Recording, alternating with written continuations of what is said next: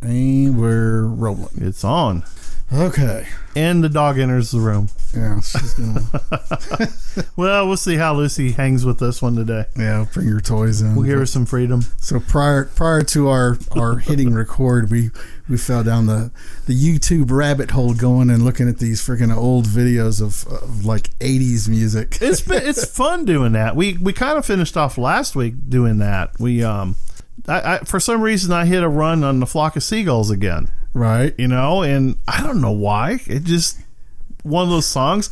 I caught a video they did in 2018 with the Prague Philharmonic Orchestra. Okay. And like most bands of the 80s, when they try to kind of reintroduce themselves in current times. Sure, they're trying to reinvent themselves and become more relevant. Yeah, they play with the Philharmonic Orchestra somewhere, and this happened to work out pretty good for them. Right. The band broke up years ago, and I mean, Flock of Seagulls still tours, but with different members. But they got the original four back, which was kind of cool. So you had Michael Score, which was the guy with the hair, and well, actually they all had hair, but he's the one that had the most famous hairdo. Then his brother Ali. Then you had Paul Reynolds, which was the guitar guy, and then you had Frank Mosley, I think it is. I'm just thinking you put four old Brits in a room and let them duke it out, and they'll probably be over royalties or some shit. Right. So. But what's so funny about it is the youngest guy, the guitar player, the Paul Reynolds guy. Yeah, did not realize. He was 17 when they were with that band, and he looks the oldest now. And he does. He looks wiped out old. And so he left the band after... Wiped out old. We're trying on a term here. We're hoping it catches on. Yeah. And so anyway, I was jumping down looking at some of the interviews. So I watched the interviews of them when they first started playing. I watched Dick Clark's American Bandstand interview. Okay. So you kind of got a feel. Then I moved up into the 90s where they interviewed him. They did in 1993, they did a reunion with VH1, which is kind of cool. And then they did a reunion in 2018 with the Philharmonic Orchestra.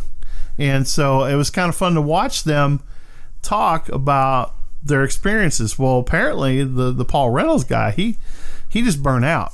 He burned out after 2 years. They were on the road like 9-10 months straight, right, with no break. And so I think it finally got to him.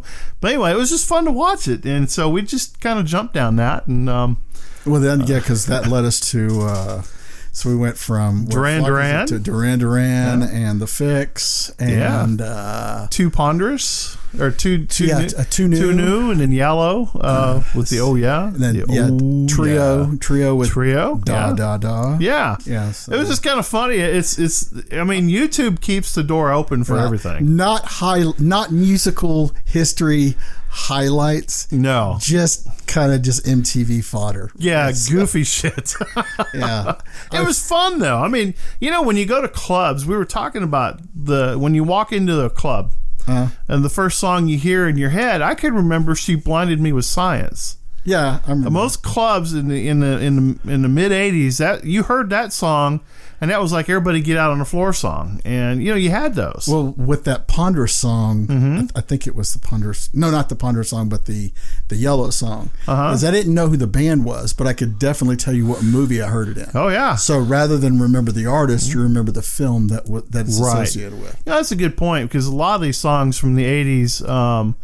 Made soundtracks in the 90s and even in the 2000s, like Iran and Space Age Love Song from and Photograph of You from the Flock of Seagulls. Then you had Duran Duran actually cut a song for a soundtrack for A View to a Kill. Yeah, the 007 James Bond movie. So and you get those, and then that Trio, their Da Da Da was a Volkswagen commercial for a long time. Yeah. I mean, it was just I guess they do that to connect a generation to a product. Yeah. Wouldn't you think? That or just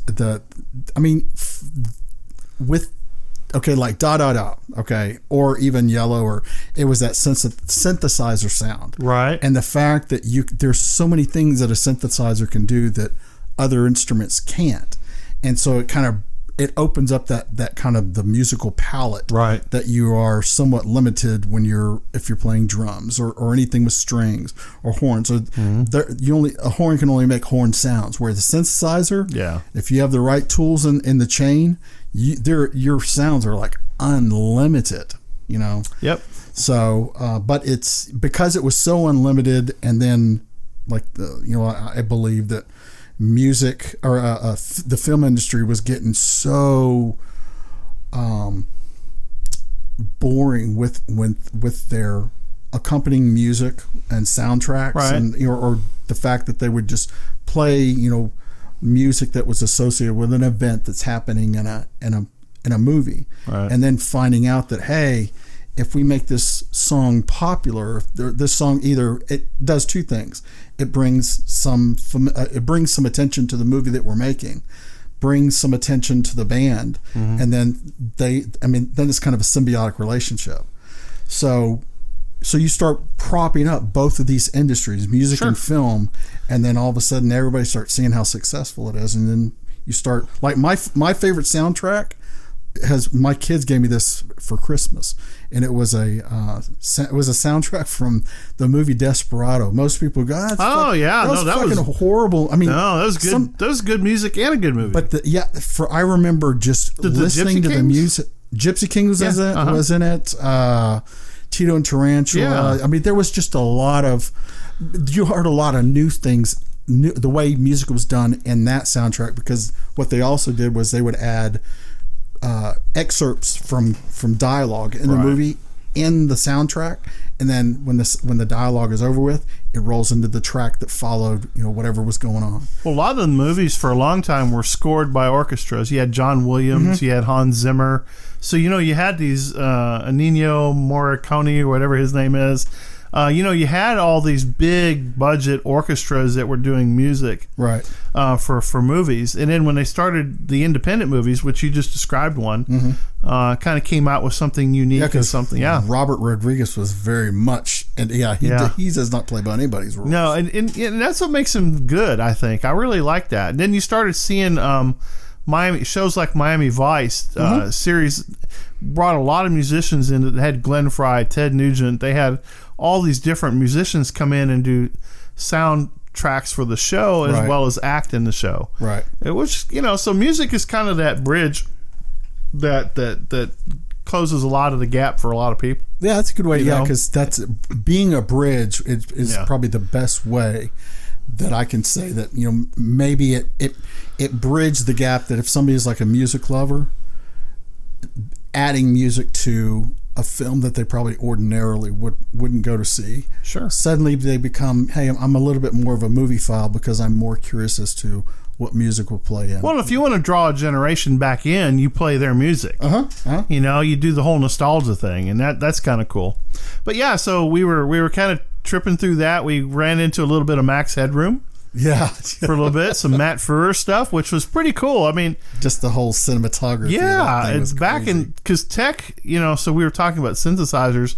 So you had MIDIs and synths and all that stuff. But back early on into the Flock of Seagulls time, there was a lot of, even though there's synthesizers, there was a lot of functionality that wasn't available. Right. That the guitar bridged. Right.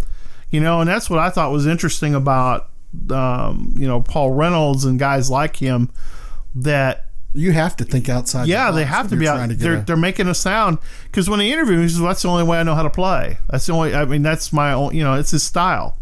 And so you get a lot of those musicians that develop these iconic styles. Well, so have you ever seen the interview with Eddie Van Halen? Oh yeah. So when you compare, I can't really think of a really iconic guitarist from, let's say, the 90s or 2000 and but the guitarists that are kind of propped up now as being like, hey, this guy's iconic. They're iconic because the sound they get through the certain through their signal chain. Sure. So if you're using a tube screamer or a wah or whatever, and if you go back and listen to the interview that Eddie Van Halen did, and then he demonstrates his tone. Hey, this is, if I needed this particular sound, this is what I would do to my guitar, or this is how I had to do something with my strings. They all had a signature, yeah. And all of a sudden, when he shows sort of kind of the tricks behind the curtain of how he was able to achieve his sounds, suddenly these people that are that people prop up as guitar gods, okay, let's just use that word, is suddenly they get a little tarnish on that crown because hey, you had to plug into something to get this sound. He had to actually do something with his body to manipulate something on that guitar to get this sound, and this dude could do it consistently and musically. Wow, right. That's pretty good. That's talent. And what's funny about it is it's copied. Yeah. You know, you start it was in the Eddie Van Halen style, or it was in the Steve Vai style. Or Steve Vai is another one who was just a beast. Him, Paul Gilbert, Joe Satriani. And you can clearly tell them apart when you listen to them. Absolutely, you know. Then you got the more mellow guys, you know, like James Taylor, and you got Mark Knopfler. Just different styles of play. And they're just iconic and unique to their own kind. And I think that's what makes it so much fun, because it would just be boring if it was all sound the same, you know. Well, I think that's part of the reason why the music did change, and you know, as movies changed, you know, you have to start catering to the younger consumer, you know. So you start making movies that deal with, you know, things that young consumers are dealing with in their life, or you know what the younger generation has dreamed up in the moviescape. You know, hey, if they're making out a script for a movie, well, somebody who's 20 something drawing or making creating a movie script is going to look way different than somebody who's your my age. It's going to now. Depending on, you know, it's going to a lot to do with, you know, what was your upbringing was like, your values. It pays to not have any values, because then it opens up your right. Or just what you listened to when you were growing up. I mean, you know, good times with your friends. Right. You know, you know, hanging out, you know, everybody has that sad song. Hey, when I feel bad, I'm going to play this music. Right. You know, the rock ballads and the love ballads and all the stuff that came out. I mean, you know, everybody goes back to the older stuff, because that's when artists. There wasn't a lot of management manipulation back in the day. There's a lot of people that are putting a lot of money up for these concerts and all these like the shift in power. Yeah, the shift in power went from the musician to the record companies. Because I'm going to say, I would think nowadays that in some instances, I would probably say that the artist has become more the slave than anything. That's what I'm saying. And back in the era of music we were talking about, they were not that way. They were breaking ground. Yeah, nobody would have ever thought of Led Zeppelin being in like you know, in any kind of you know, chained, you know, like Django chained. Okay, nobody's chaining them up and making them do tricks. You know, Led Zeppelin was just not that kind of a band. Yeah, I can't see somebody telling Robert Plant this is the direction you're going to go. Yeah. But yeah, so it's kind of so that's kind of some of the rabbit holes we fall into. The nice thing about YouTube is that basically it's a catalog of all those interviews. You can go in there and watch performances. You can watch reunions. You can watch interviews. They even do a "Where Are They Now" kind of thing, where you can look at them and see what, you know, like if you go to Looper or Nick Swift or somebody like that, where you can actually see where a lot of these people are. And it's kind of, I don't know, it's just a rabbit hole we fall in. And then another guy that we were just talking about was Mr. Bullhansen, Bjorn Andreas Bullhansen. Well, you know, just listening to him, it was very. I actually could listen to this guy because I liked, he was very even keeled in his speaking. There's no getting like all emotional.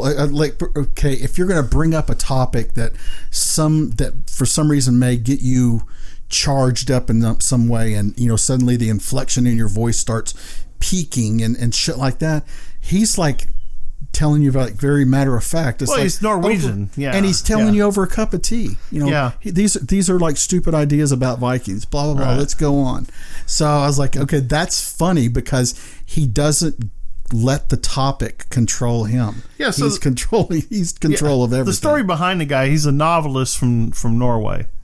And he's a part-time actor. He's a dad, and he's companion to his lazy dog. Companion to, I thought that was funny. I love that guy, and I'm a companion to a lazy dog. Yeah, and so he got into reenacting, I guess, Viking. He studied Viking lore and figured the best way to know more about Viking lore is to actually do some of the things Vikings did. Right. So he makes bows and axes, and he does the whole reenactment camp thing. But he's Norwegian he's Norwegian. Yeah. So the fact that he's like, I'm like, you were born in the land of Vikings, so you kind of sort of are a Viking. But he talks about, so in his early days he talked a lot about the craft and all the stuff, the bushcraft. The bushcraft of it. Now he's talking, basically he's like a wise professor to the young men of the world, which I think is kind of cool.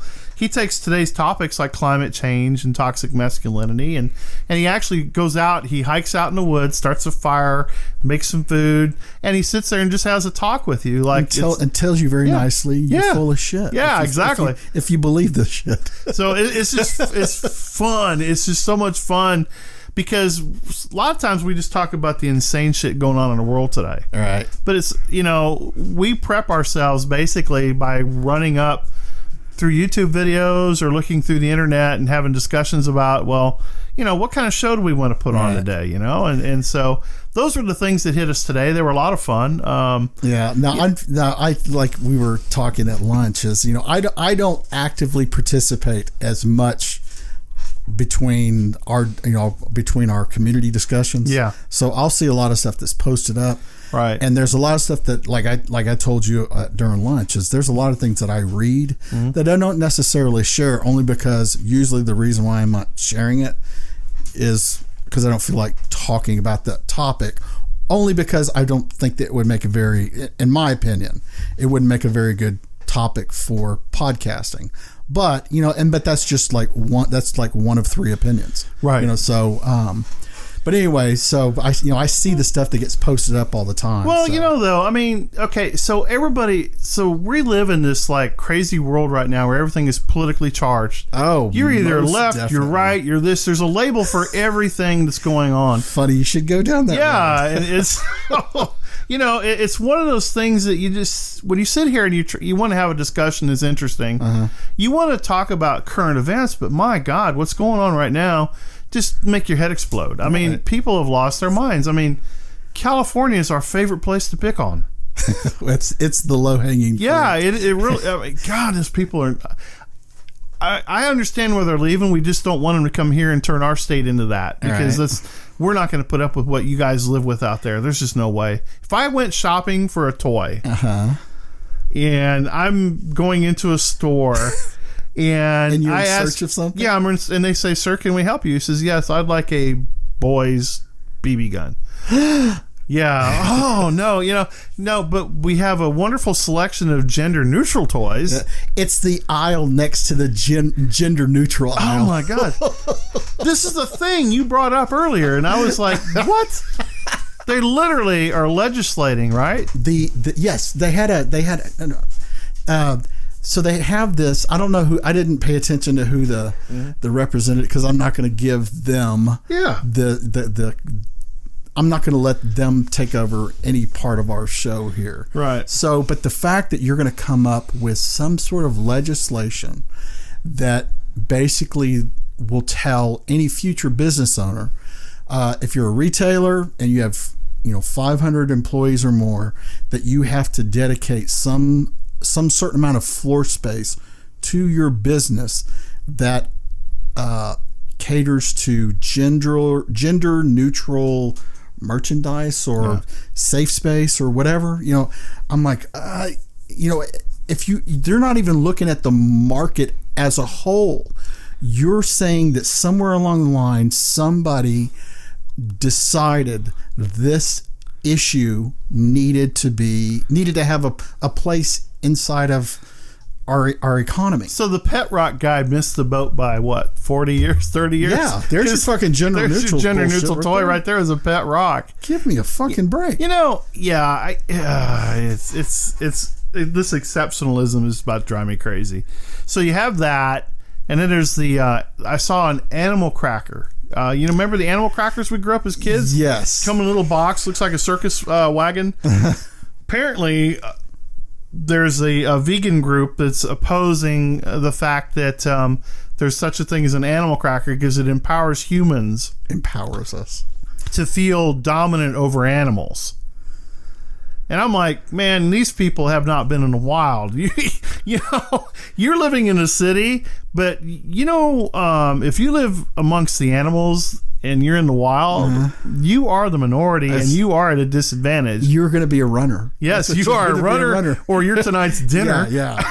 But just the ideology of you sat around somewhere, and if you have this thinking and you're living in the wild, I'm thinking that you probably did it from a very, very high tree branch. Yeah. So the fact that you're able to surmise that animal crackers and their current shapes in commercial food production gives humans an empowerment over, what would you say, killing animals? Or no, an animal itself. Just an animal.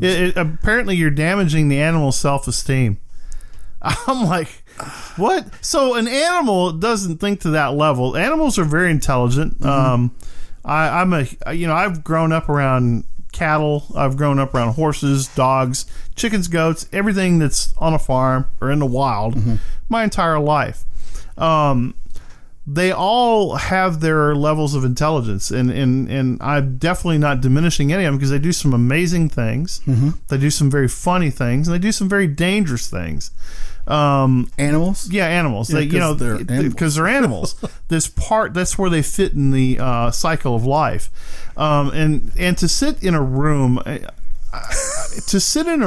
and make the deduction in your mind that an inanimate cracker, that because you have a cookie or a cracker that looks like a lion, tiger, or a bear, or a monkey, and you're enjoying those, most people don't go, oh, hey, give me the monkey. They just say, hey, give me the damn crackers.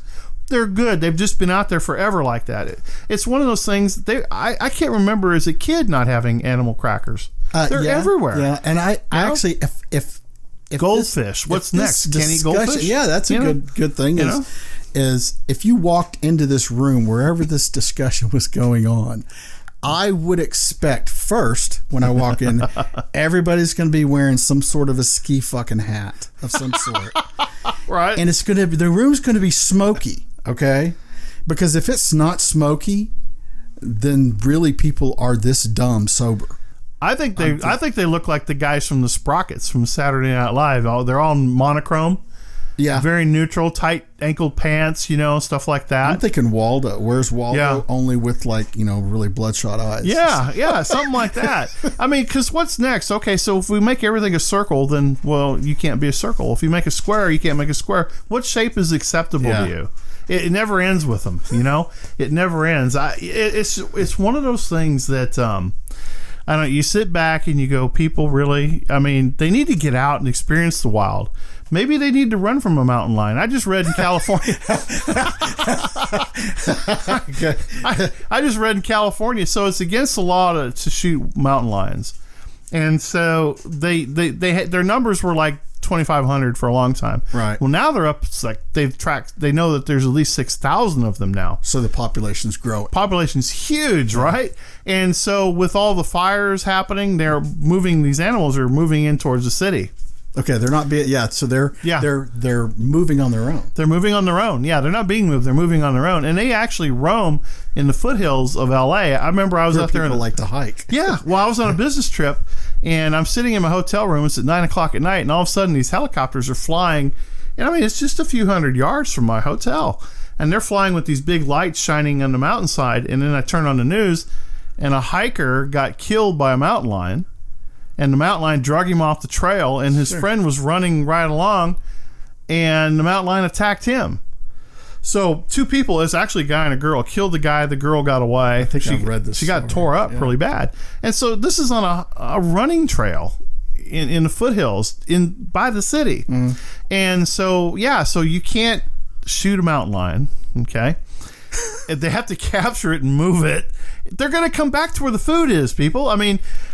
that's the problem. Is these are not Disney animals. These are not animatronics. These are not animated animals. These are animals that live by the purest, rawest rules of Mother Nature. You either eat or you die. I'm waiting for the houses there to suddenly become barred, where there'll be cages. They are. If you go through there, they have them. They have fences and they have barred windows, but it's not to keep the animals out. It's to keep damn criminals out. Right. I mean, you got the homeless. We were just talking a minute ago about the homeless. Yeah, that's right. So you have all these people building barriers to their property, and the city saying, well, wait a minute.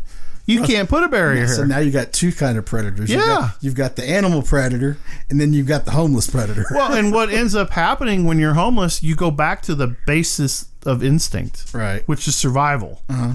Survival of the fittest, baby. Yeah. You know, it's call of the wild at this point in time. We've gotten really comfortable with legislating from a perch of no knowledge or experience. Right. And that's what happens with these young people nowadays. They sit there and they think, well, wouldn't the world be nice? Yeah, they've been saying that for years, but you know, the animals and the homeless keep fucking it up for everybody. You know, so it's a shame. I mean, and homelessness is nothing to laugh at, because I think it's really sad.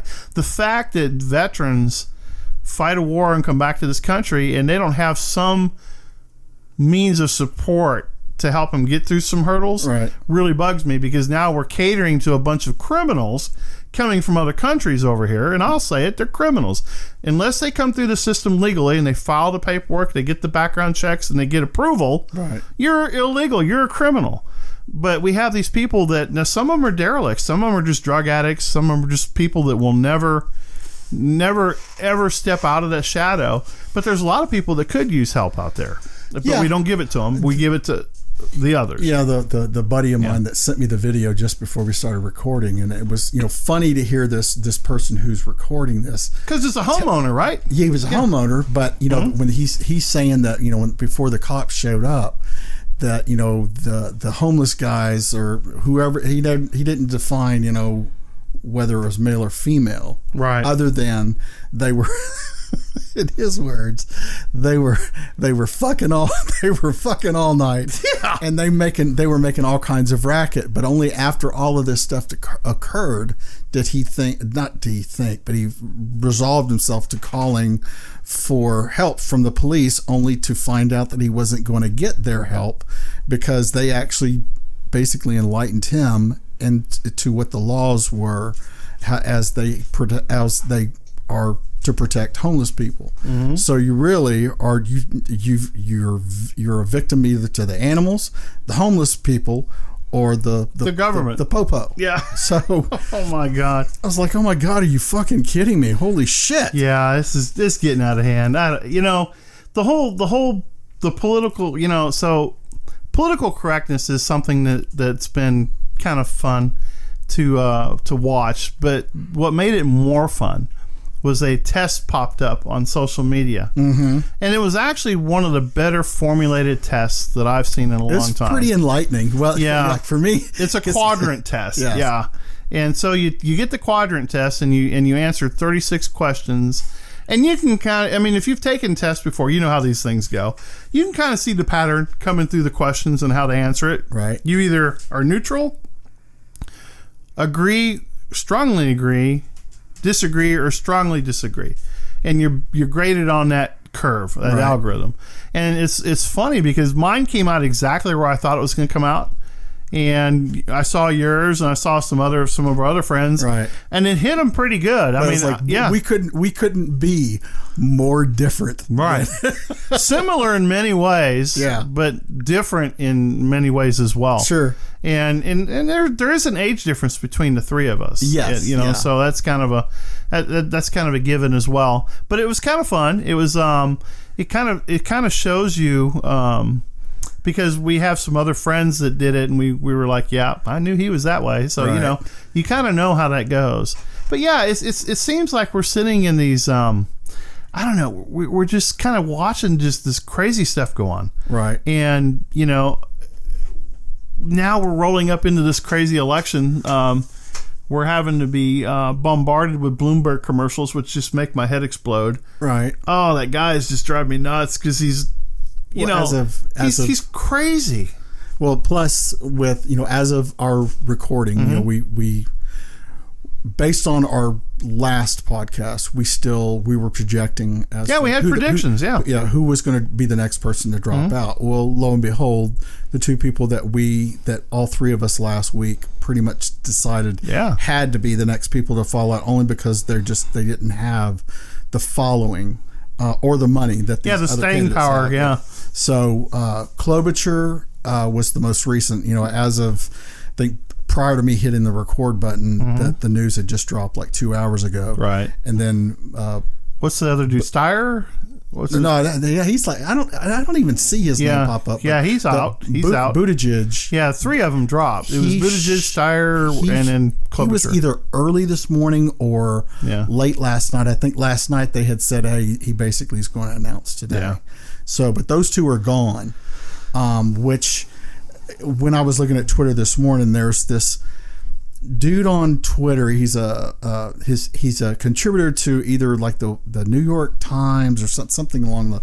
His name is Wajanat Ali. Yeah, and he's, in my opinion, it was a stupid tweet to throw out, but he summarized it with, now we're left with basically three old white men, and he totally discounted Elizabeth Warren still even being in the election. But basically he's like, okay, so now the voting populace is supposed to be represented by these three old white men. And this other lady, this older lady, rightfully so, jumps right in and points out this glaring observation that this guy has made about, he's basically honed in, or he's zeroed in on the age of these three white people. Now, as a principle, do I agree with him that he's bashing these three older white dudes? Yes. Do I think that these three older white dudes represent the voting population? No, not even fucking close. But the mere fact that he seemed to think that the answer would have been better if the candidates had all were in closer age to himself, that's sort of what you got from the tweet. Is suddenly not being so old is better. Right. Which I was like, dude, you're going to be this age. There's going to be somebody just like you years from now wishing you would shut the fuck up and die. I'll tell you right now. Because that's essentially what they were saying. I wake up every day going, I cannot believe I'm getting this old. Yeah. I'm sitting here going, wait a minute. If I don't feel that way. Right. I really don't. The body reminds you, and everybody that looks at you reminds you.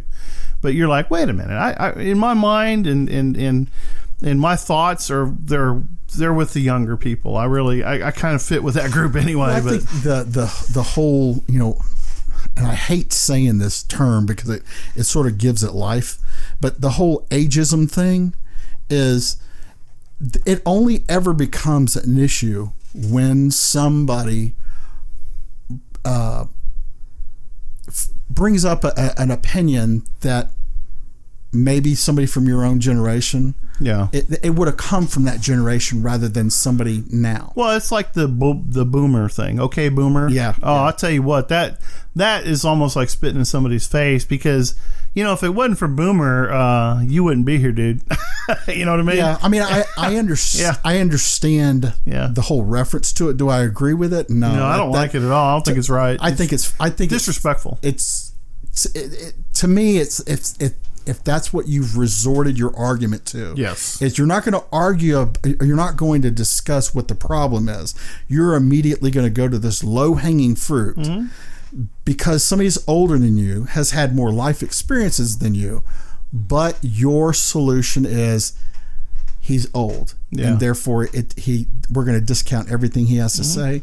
That to me is like, dude, why don't you just go ahead and shoot yourself in the foot? Right, because we've made all the mistakes you're about to make. Yeah. And we've learned from them. No, I get that. Yeah, it's I don't know, man. It's nuts. It's a stupid fallback position is essentially what I'm saying. The biggest glaring eyesore would be the AOC stuff. So when you sit there, she's another one. Yeah, when you sit there and you're you're talking about the okay boomer thing. You look at somebody that was a bartender, okay, for many years. Was this the science thing that that's been coming up this week? Yeah, apparently she's got some kind of delusions that she's some kind of bright scientist now, because I guess Pence got named coronavirus czar. Yeah, coronavirus czar. And she's like, well, he's responsible for HIV in Indiana. And I'm like, well, wait a minute. I thought the people having sex with people and heroin addicts were the ones that were giving themselves the HIV. You know, I mean, that's what all the other science books say. Yeah, that's the science I learned, is if you use a dirty needle or have sex with somebody who has the disease, you're going to get the disease. Right. That's kind of how it works. And I heard a really good comment that said that if you want to blame Mike Pence, you're kind of looking at it all wrong, because if people were like Mike Pence, they wouldn't have had the disease. Which is very fair, because so as as Mike Pence goes, as far as like what his proclivities were, because he's a I'm assuming he's a straight white male. Not that there's anything wrong with that or right with that. It's just how he fucking entered the world. Yeah. So the fact that it's how he decided to live his life. Yeah, but he didn't decide to be white. That's just that was the dice. Yes. So and then suddenly believing that he is the person who's responsible for giving everybody fucking AIDS. It's like, where in the world does this shit come from? Yeah. And from her young, inexperienced mind. Half the time, I don't know whether to take the shit that comes out of her mouth seriously, or if she's fucking trolling people. Yeah, that's a good point. I think she's serious, though. I mean, she really is serious. When you take yourself as serious as she does, you're going to make those mistakes. I mean, so the whole thing boiled down to, with the whole heroin thing, he just didn't want distribution of free needles. Right.